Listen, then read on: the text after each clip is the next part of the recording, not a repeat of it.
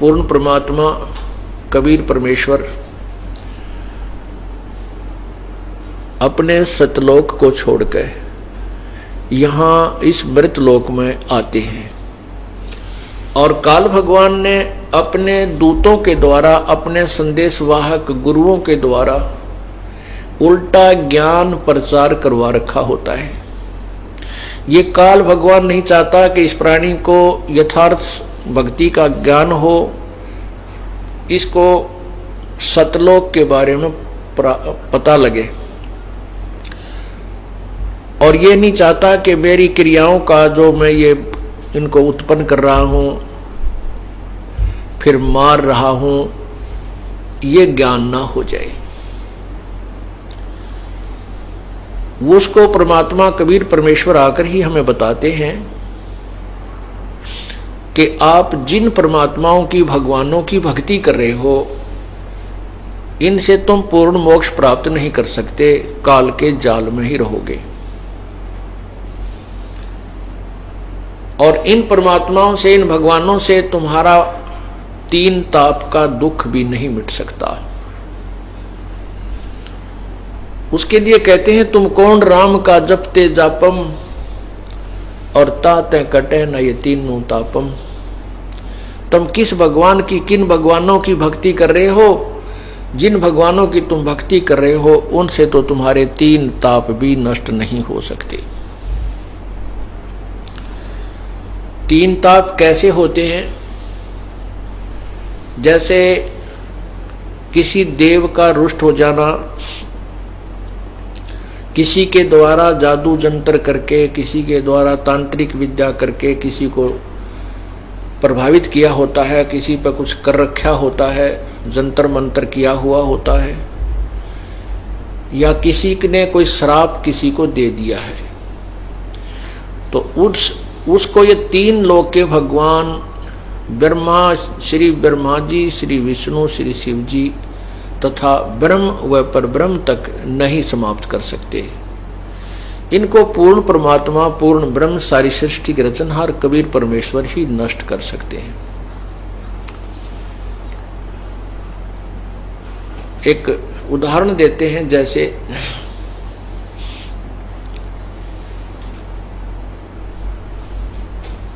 एक समय दुर्वासा जी ने यादव कुल को श्राप दे दिया कि तुम्हारा अंत होगा, तुम्हारा कुल नष्ट हो जाएगा। कैसे? दुर्वासा जी वैसे श्री कृष्ण जी के आध्यात्मिक गुरु थे।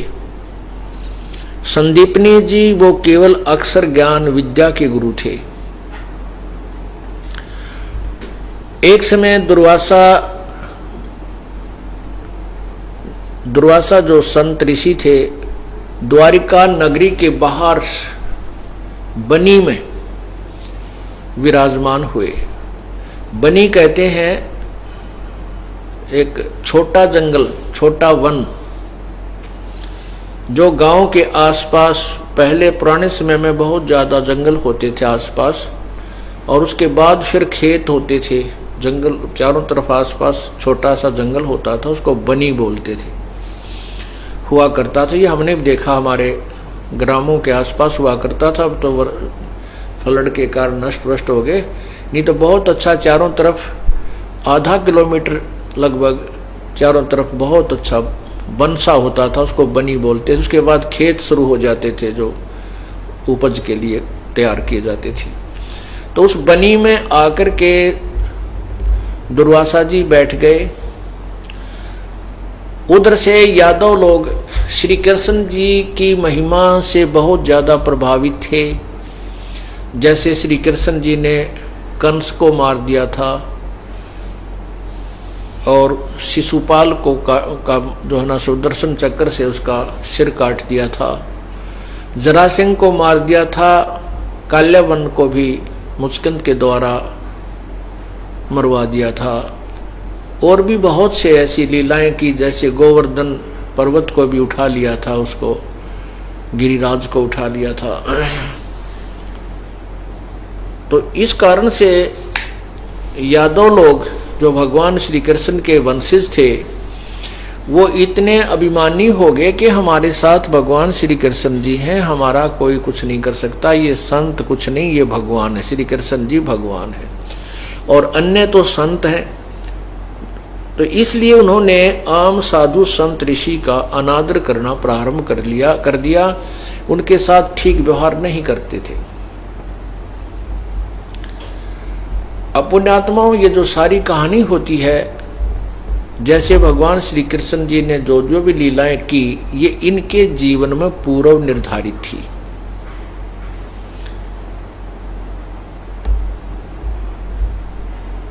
अब ये केवल उतना ही किया करते हैं जितना इनको वहां से जब अवतार बनाकर भेजा जाता है, इनके जीवन में लिखा जाता है कि तुम ये कार्य करने हैं। इससे कम ज्यादा ये नहीं कर सकते, ये इनके जीवन में प्रारब्ध में लिखा होता है। और उनकी लीला भी परमात्मा ही करता है, वही आकर के इनको शक्ति देता है, तब वो कुछ कर पाते हैं। पूर्ण परमात्मा कबीर जी। अब आप पूरा उदाहरण देता हूं आपको। तो दुर्वासा जी वहां आकर बनी में बैठे थे, कई दिन रुक जाते थे, अपना भजन साधन कर रहे थे। उधर से द्वारका वासियों को पता चला कि एक सिद्ध पुरुष दुर्वासा जी आए हैं, और दुर्वासा जी के विषय में एक ये आम कहावत थी कि ये भूत भविष्य और वर्तमान के सब जानता है, अर्थात आगे पीछे का बता देता है। अब वहां द्वारका के कुछ जवान व्यक्तियों ने, बच्चों ने कुछ ऐसा उत्पात सुझा के दुर्वासा जी की परीक्षा लेते हैं कि ये भूत भविष्य की कुछ जानता भी है या वैसे ही ये प्रसिद्धि प्राप्त है। तो भगवान श्री कृष्ण के पुत्र प्रद्युम्न को एक लड़की, जो गर्भवती लड़की का एक स्वांग बनाया, उसके पेट पर एक छोटा सा लोहे का कड़ाहा बांध दिया। छोटा सा कड़ाहा, छोटी सी जो कढ़ाई होती है 2-4 आदमियों का छौंक लाने की, वो इस तरह का कढ़ाया बांध दिया, कढ़ाई बांध दी, और ऊपर के लोगड़ रुई बांध के कपड़ा बांध दिया, और फिर उसके ऊपर के वहां की द्वारका की स्त्रियों वाले कपड़े पहना दिए, अर्थात एक गर्भवती लड़की का स्वांग बनाया।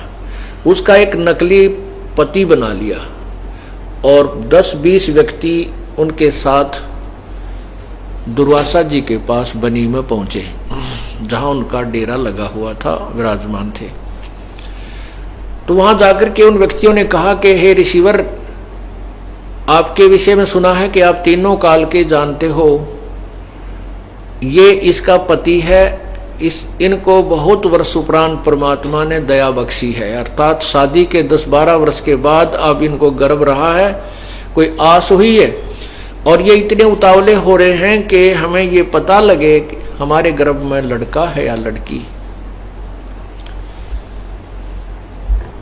अब दुर्वासा जी ने ध्यान से देखा तो वो तो एक बकवाद करने आए थे।